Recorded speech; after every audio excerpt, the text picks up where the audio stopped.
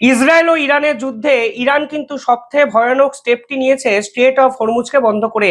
এই strait of Hormuz হলো Oman এবং ইরানের মধ্যে 66 কিলোমিটারের একটি প্রণালী, যেখান থেকে গোটা বিশ্বের তেল আমদানি রপ্তানি প্রায় 20 থেকে 30% কন্ট্রোলড হয়।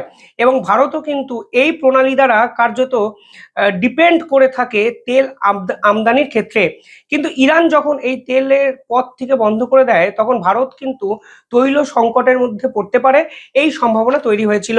কিন্তু রাশিয়ার পক্ষ থেকে কালকে স্পষ্ট জানিয়ে দেওয়া হয়েছে তারা যে কোনো মূল্যে ভারতের পাশে থাকবে এবং ভারতের বিপদে তারা ভারতকে শেষ মুহূর্ত অব্দি সহায়তা করবে।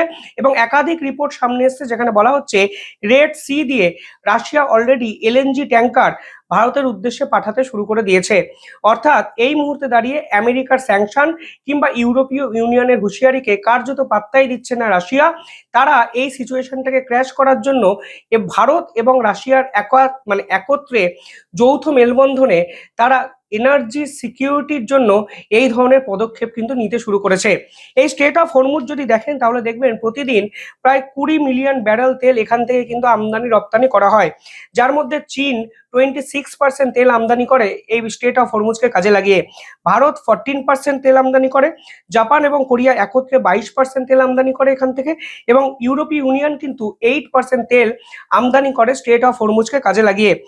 এই অঞ্চলকে কাজে লাগিয়ে সব থেকে বেশি তেল সাপ্লাই করে সৌদি, পরবর্তী নাম ইরাক, তারপরে কুয়েত, ইউএই এবং ইরান। ইরাক যেহেতু স্যাংশনড, ফলে এই অঞ্চলটিকে কাজে লাগিয়ে সব থেকে বেশি তেল বিক্রি করে সৌদি। এবং সৌদি এখন বিপজ্জনক জায়গায় পৌঁছে গেছে, তা আপনারা অনেকেই বুঝতে পারছেন। তবে সব মিলিয়ে ভারতের বিপদের দিনে যেভাবে রাশিয়া পাশে দাঁড়ালো, তা কিন্তু ফের একবার নজির সৃষ্টি করলো আন্তর্জাতিক স্তরে।